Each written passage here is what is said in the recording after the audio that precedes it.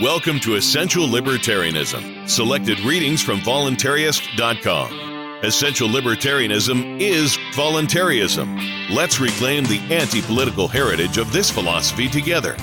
The essays and books we read in this show will bring us closer to the state-free voluntary society that we desire. Let's begin the journey. Without firing a single shot, Voluntarist Resistance and Societal Defense by Carl Watner. In his book review, Security Without a State, David Gordon concluded that the notion that only the state can provide an adequate defense is but one more statist myth, may be the most dangerous one of all.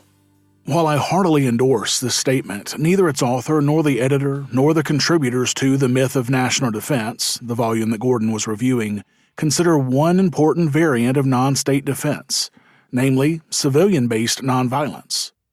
While pointing out that some rough combination of private militias and insurance companies and mass-based guerrilla warfare would suffice to defend an anarchist society, practically none of the current advocates of non-state defense strategies suggest civilian-based nonviolence. What they overlook is the possibility of a non-state society defending itself without firing a shot. The basic component of such a policy rests on the basic voluntarist insight that all government and hierarchies depend upon the consent and cooperation of those whom they would rule over. Or, as Gene Sharp put it, when people refuse their cooperation, withhold their help, and persist in their disobedience and defiance, they are denying their opponent the basic human assistance which any government or hierarchical system requires. If they do this in sufficient numbers for long enough, that government or hierarchical system will no longer have power or be able to function. One might ask, why has there been so little consideration of nonviolent resistance among libertarians? Is it because they are so enamored of the concept of self-defense that they automatically assume that violence in the sphere of self-protection should be automatically extended to national defense? The argument in this paper is not that nonviolent struggle should be the only form of social defense acceptable to libertarians, but rather that it offers a consistently moral and practical way for an anarchical society to protect itself.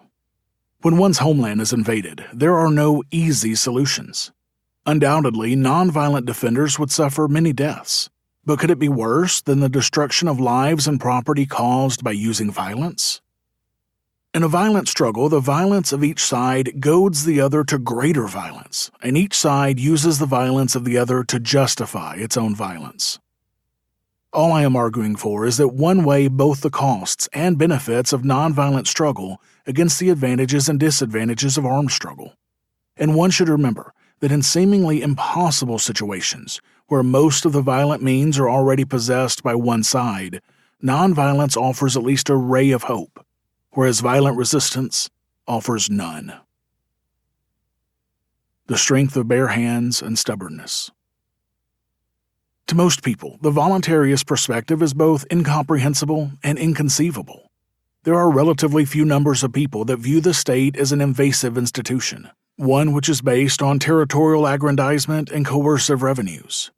There are even fewer who might ask the question, could there be an alternative mode of societal defense which is not based on military means? Nonetheless, nonviolent struggle is rooted in a deep human propensity, also experienced in many domesticated animals, to be stubborn, to persist in doing what has been forbidden, and to refuse to do what has been ordered. As we all know, this stubborn streak is present in children. They refuse to eat or do as they're told, or engage in delaying tactics. Adults, too, can be recalcitrant, but fortunately, human stubbornness can be directed toward admirable goals. We can cooperate with other human beings to resist what we collectively view as evil or wrongdoing. Nonviolent struggle or voluntarist resistance is simply the widespread societal application of this obdurate trait for social, economic, or anti-political purposes. Revolutionary implications stem from the simple voluntarist insight that no ruler exists without the cooperation and/or acquiescence of the majority of his or her subjects to be ruled. One might say that nonviolence is the political equivalent of the atomic bomb. To call nonviolent resistance passive or for sissies is to totally misunderstand its import. As Hannah Arendt pointed out, the use of nonviolent resistance is one of the most active and efficient ways of action ever devised by human beings, because it cannot be countered by fighting.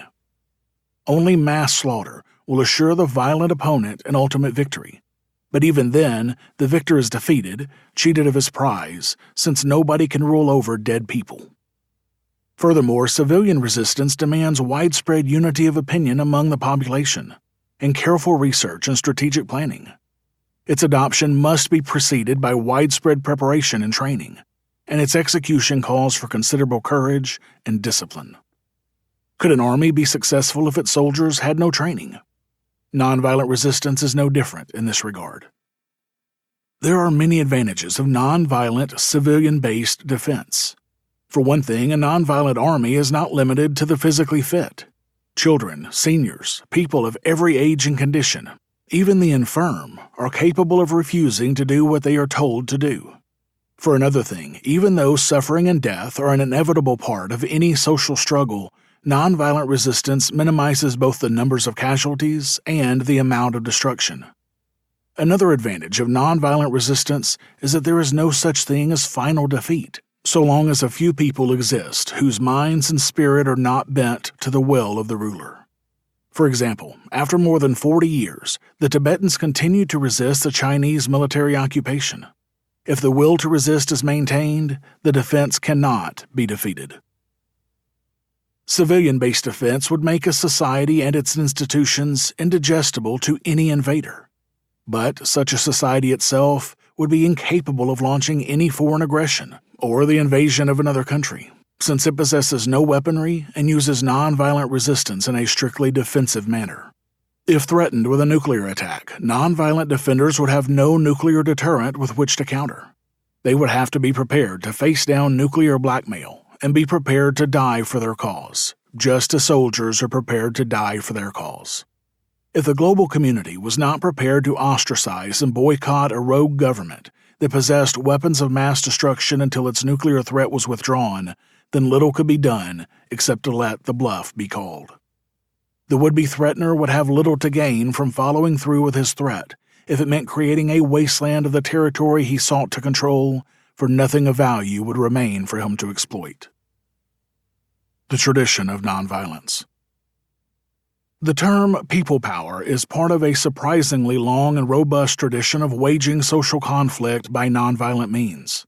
Probably the first recorded act of civil disobedience in history is the refusal of the Hebrew midwives to obey the Pharaoh's order to kill male Hebrew babies in 1350 BC. Those who have studied the history of nonviolent movements have cataloged a surprisingly long list of examples, often beginning with the American colonial boycotts, tax refusal, and acts of civil disobedience which culminated in the violent struggle for the independence against Great Britain.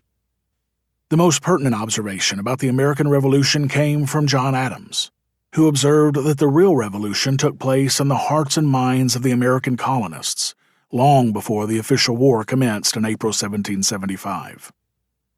Nonviolence resistance played a significant role during the 19th and 20th centuries, being found in a wide variety of political, cultural, and geographic conditions. Gene Sharp lists some of the most prominent examples in his book, Social Power and Political Freedom. 1. Hungarian passive resistance to Austrian rule, 1850 to 1867. 2. Finnish resistance to Russia, 1898 to 1905. 3. Nonviolent resistance to the Tsardom during the Russian revolutions of 1905 and 1917. 4. German general strike and non-cooperation to the Kapp Putsch in 1920. 5. Resistance to the French and Belgium occupation of the Ruhr, 1923 to 1925. 6. The Indian independence movement led by Gandhi, 1930 to 1947. 7. The Muslim Pashtun movement of the northwest frontier of India, 1930 to 1934, led by Basha Khan. 8. The resistance of over 14,000 Norwegian teachers and clergymen to Nazi rule during World War II. 9. Czechoslovakian resistance to Soviet invasion, 1868 to 1869. 10. The Intifada, the Palestinian resistance to the Israeli occupation, beginning in 1987. Sharp concludes that much can be learned from these experiences, of which the above are only a partial listing. For example, Badshah Khan's organization of Pathans, known as the Khudai-Khidmatagar, exploded the myth that nonviolence can only be followed by those who are gentle. The Pathans were known as some of the most violent fighters in the world, and that nonviolence has no place in Islam. These examples also show that resistance is possible in a wide variety of situations and conflicts, even in extremely difficult and repressive ones. Nevertheless, Sharp also points out that nearly all of these historical examples of nonviolent resistance suffered from the absence of strategic planning, preparation, and training. However, even where they failed, none of them invalidated the proposition that all government, even totalitarian government, is based on the consent and cooperation of the ruled, and every one of them tended to prove that if the consent of the populace is taken away, then every regime, even the most ruthless, must collapse. But what of a Hitler or a Stalin? Could such despotic dictators be resisted nonviolently? Does nonviolent resistance work against extremely ruthless opponents? Advocates of nonviolence have answered this question yes, based on their understanding of the theory of nonviolent resistance and an examination of history. They have concluded that nonviolent resistance has never failed because it was ruthlessly suppressed, but rather it failed because it was never systematically and consistently used. The key question is not how ruthlessly is the opponent, but rather how seriously are the practitioners of nonviolence committed to their strategy. Nonviolent struggles have a greater chance of success if they are strategically planned and systematically implemented. Even lacking this, nonviolent resistance works because it rests on a fundamental insight into the nature of political power. As Gandhi said, there are no guarantees in life, but if one takes care of the means, the end will take care of itself. All one can say with certainty about nonviolent resistance is that it will not succeed unless the dependency of the ruler's power is exposed and sucked dry. Every ruler depends not only on the obedience of his subjects, but also on the cooperation of his agents, such as the police and bureaucratic officials. If the acquiescence of any of these groups evaporates, for whatever reason, the ruthless dictator is left high and dry. Finally, as Mubarak Awad, the father of Palestinian nonviolence, observed, "There is no more assurance that a nonviolent struggle will be victorious than there is an assurance that armed struggle will achieve its end. After all, in half of the armed struggles that are conclusively ended, one half of the opponents are victors, the other half losers." The social conflict between the Palestinians and Israelis offers an actual example of a people trying to defend its homeland. Since its beginning in 1967, there have always been two parts of the Palestinian resistance movement, the paramilitary and the civil. Nonviolence has always been a critical component of the Intifada, Arabic for to shake off. This has included strikes by schools and businesses, boycotts of Israeli-made products, tax refusal, marches and demonstrations, and civil disobedience, including refusal to carry Israeli identity cards. Awad has described how the Palestinians might nonviolently occupy cellular land, plant olive trees, and declare the land Palestinian territory. He has also suggested how Palestinians might nonviolently surround Israeli checkpoints and block roads to the West Bank settlements. The Israeli army would probably react with brutalities and casualties, though far fewer than in the current climate of terrorism or retaliation.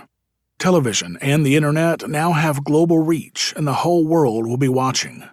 The Israelis know well how to fight an armed antagonist, yet they have little understanding of how to deal with massive nonviolent resistance. They expect, and in fact need, for Palestinians to be either submissive or violent. The violence has not worked, and submission is intolerable. Nonviolence is thus left as the only alternative. Voluntarism is perhaps the most important libertarian philosophy, and this podcast is designed to give you a piece of that. But there is a ton of other information out there on the topic of voluntarism. This is why we've compiled an easy list of great voluntarist resources in one location as a one-stop shop for the very best voluntarist content out there. from authors such as Lysander Spooner, Henry David Thoreau, Etienne de la Boétie, Larkin Rose, Carl Watner, Herbert Spencer, and more at essentiallibertarianism.com/books. The best part is that every time you buy something from that list, you help support this show without having to pay a penny extra.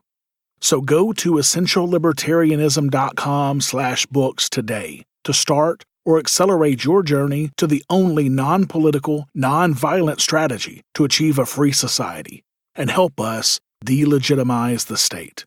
essentiallibertarianism.com/books. Endure unto the end, but violence to no man.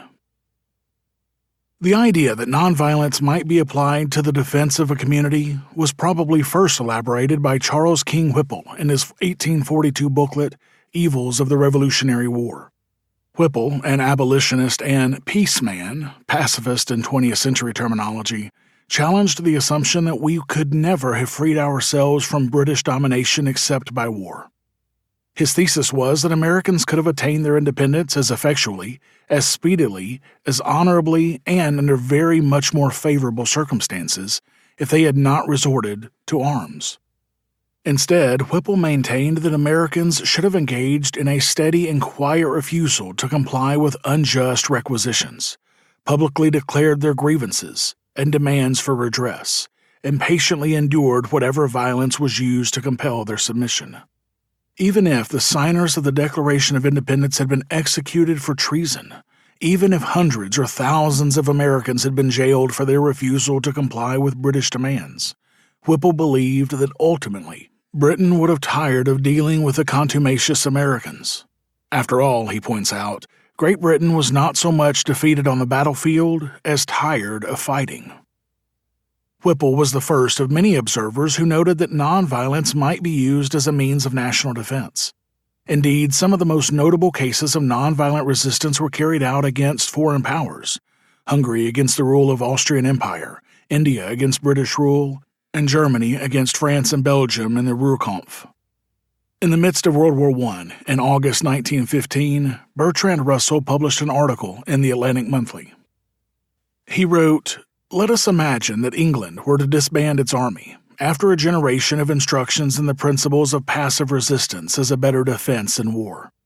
Let us suppose that England at the same time publicly announced that no armed opposition would be offered to any invader, that all might come freely, but that no obedience would be yielded to any commands that a foreign authority might issue.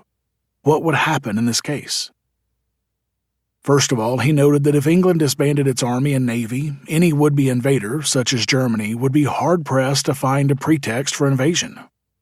Suppose, however, that a German army invaded in England where no one offered violent resistance.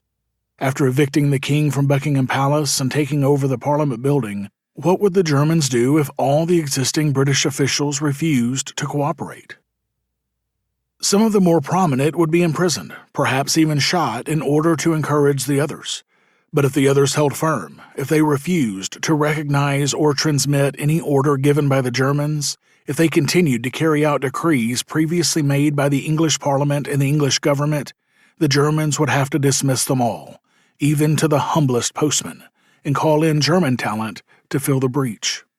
The dismissed officials could not all be imprisoned or shot, since no fighting would have occurred. Such wholesale brutality would be out of the question, and it would be very difficult for the Germans suddenly and out of nothing to create an administrative machine. Whatever edicts they might issue would be quietly ignored by the population. If they ordered that German should be the language taught in schools, the schoolmasters would go on as if no such order had been issued. If the schoolmasters were dismissed, the parents would no longer send the children to school. If they ordered that English young men should undergo military service, the young men would simply refuse.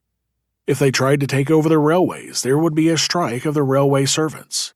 Whatever they touched would instantly become paralyzed, and it would soon be evident even to them that nothing was to be made out of England unless the population could be conciliated. In a civilized, highly organized, highly political state, government is impossible without the consent of the governed. Any object for which a considerable body of men are prepared to starve and die can be achieved by nonviolent means, without the need to resort to force. And if this is true of the objects desired by a minority only, it is 1,000 times truer of objects desired unanimously by the whole nation.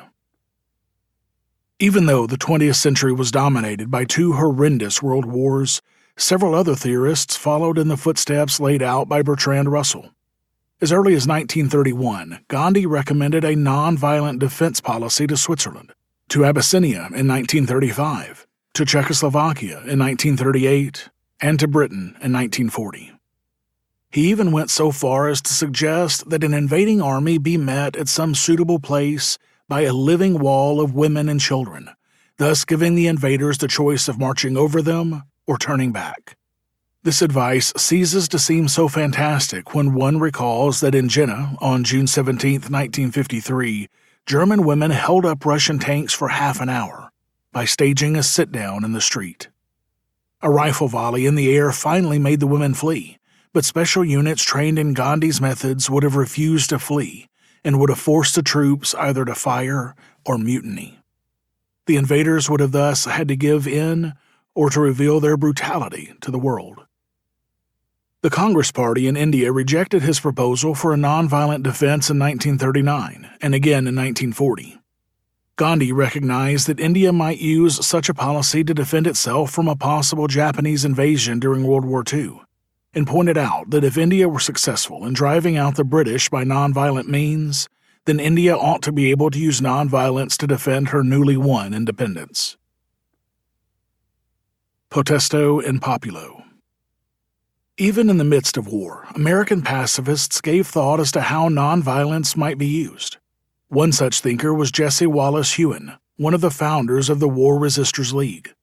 In her 1942 monograph, Pacifism and Invasion, Hewen asked, "What if an unarmed United States should be invaded by a foreign foe?"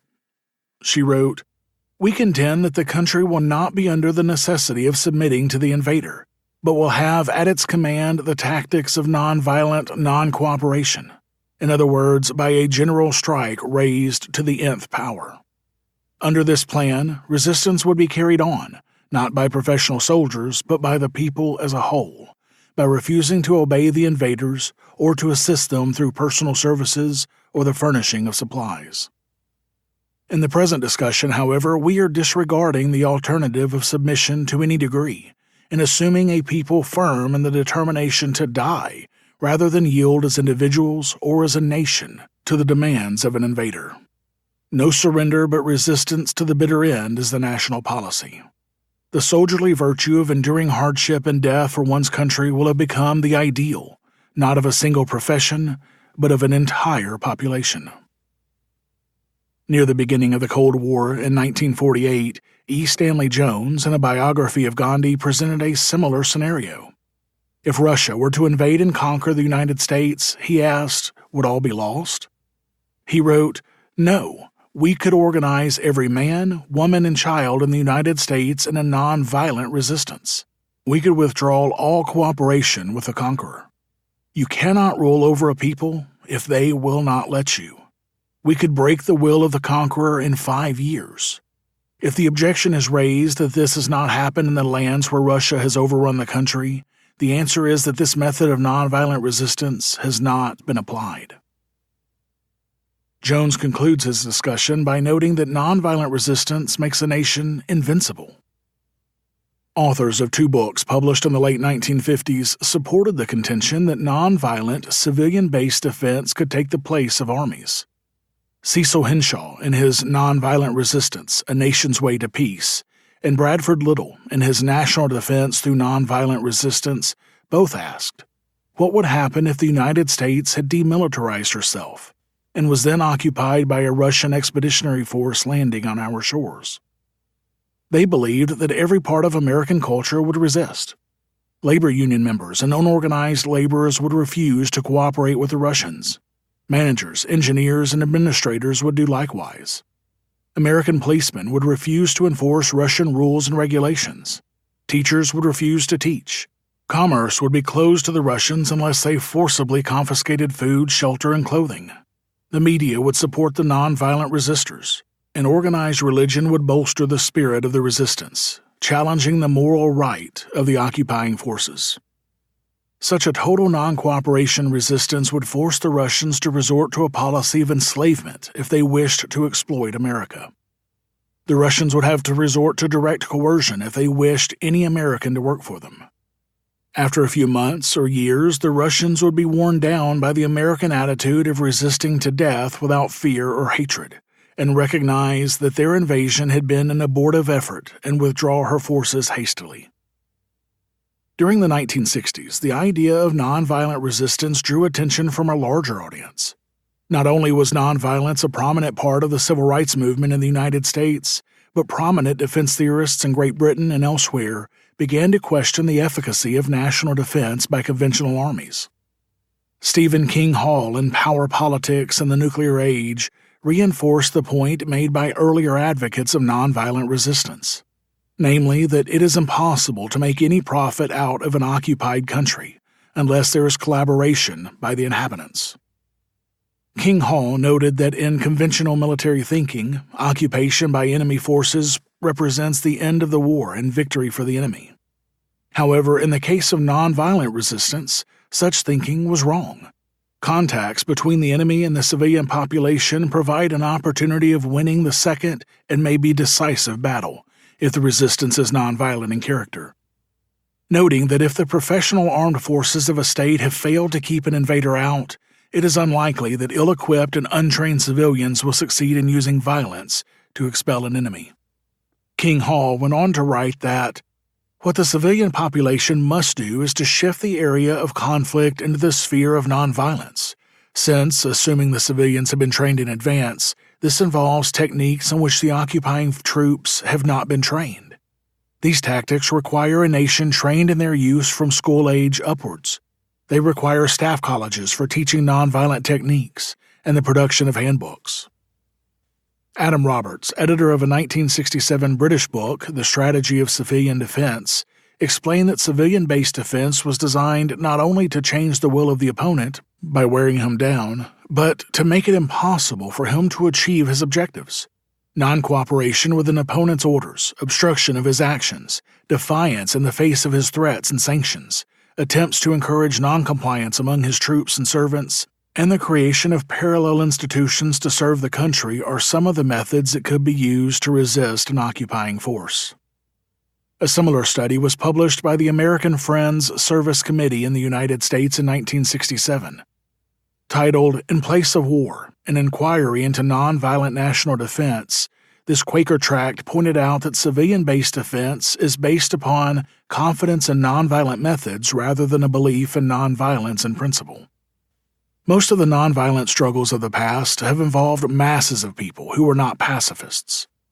In other words, practitioners of nonviolence need not be pacifists nor Quakers. It also compared the differences and similarities between nonviolent resistance and guerrilla warfare.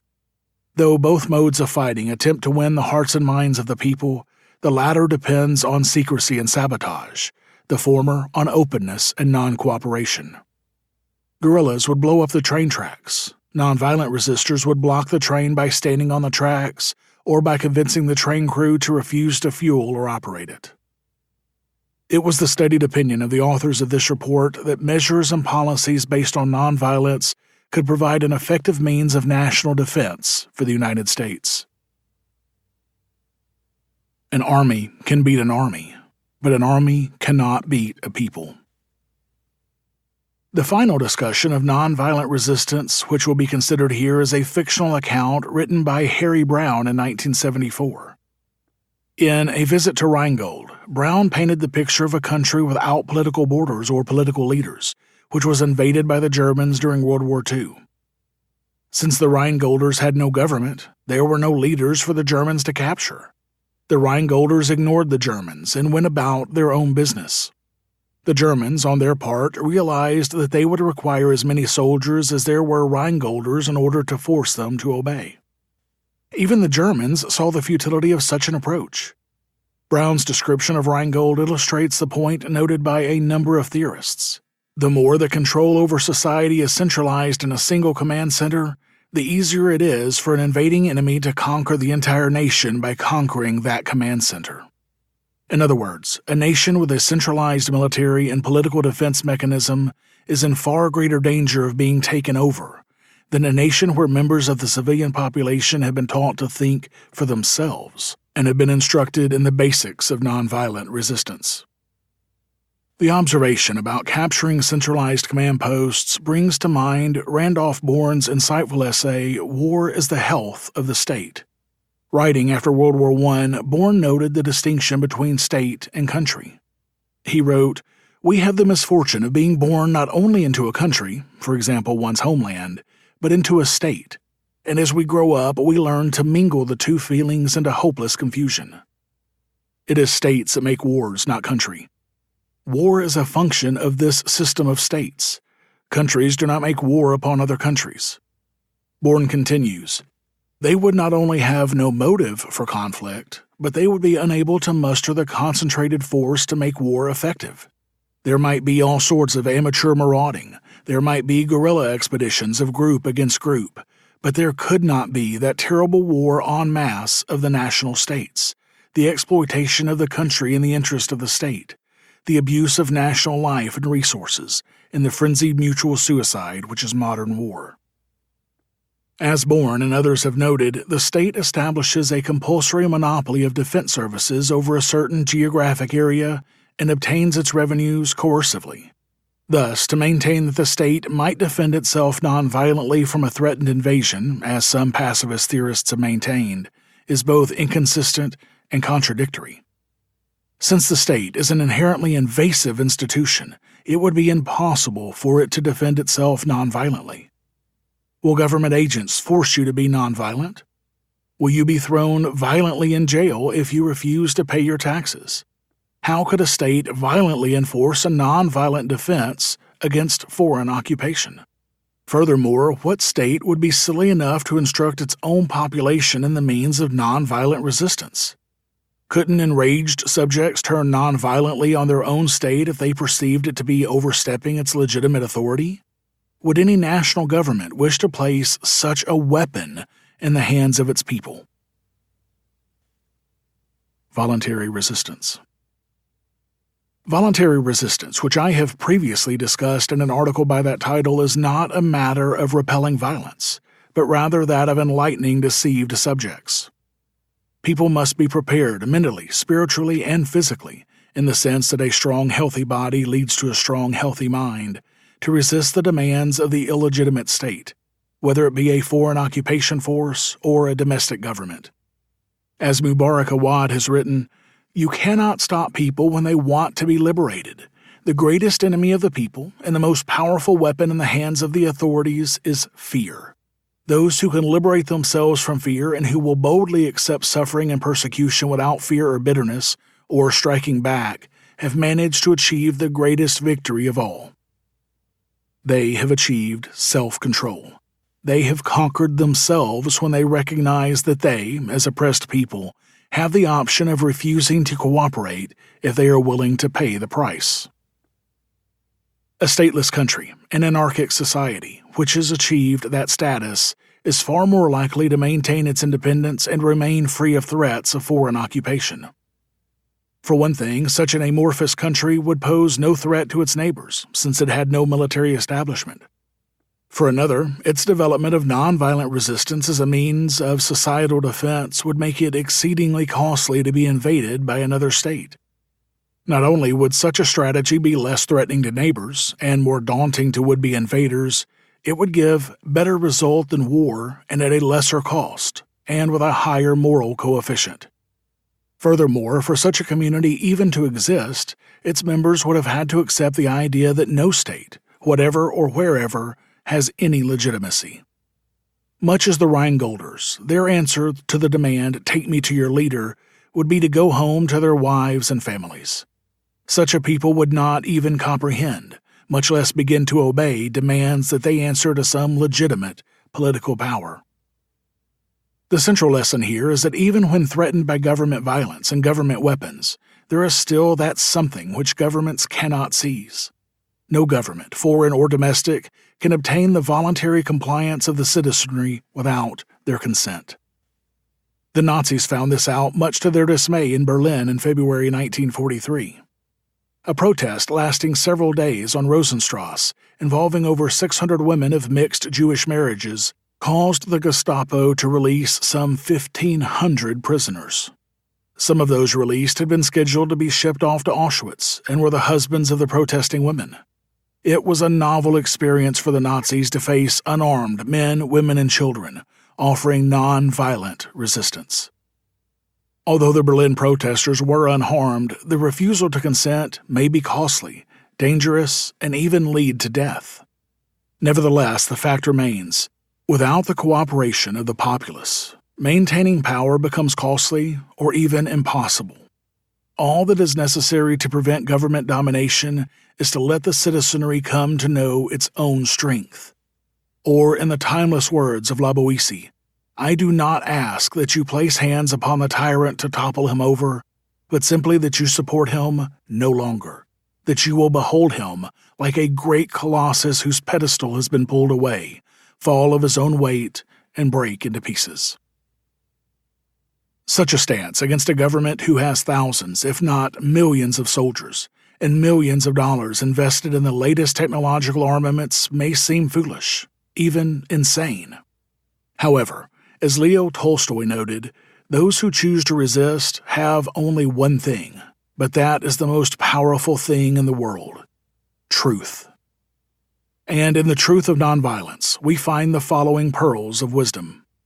The primary human obligation is to act fearlessly and in accord with one's beliefs, that one should withdraw cooperation from destructive institutions, that this should be done without violence, that means are more important than ends, that crimes shouldn't be committed today for the sake of a better world tomorrow, that violence brutalizes the user as well as his victim, that the value of action lies in the direct benefit it brings society, that action is usually best aimed at one's immediate surroundings and only later at more distant goals, that winning state power should be eschewed, that freedom begins with one's self because freedom is self-control, that freedom is oriented toward a love of truth, and that all power depends upon the consent of the governed. Thank you for listening to Essential Libertarianism. You can check out the archives of all of our episodes at essentiallibertarianism.com. And you can subscribe to future episodes on any podcatcher, including Apple Podcasts, Stitcher, Google Play, and more. This has been a Pax Libertas Productions podcast.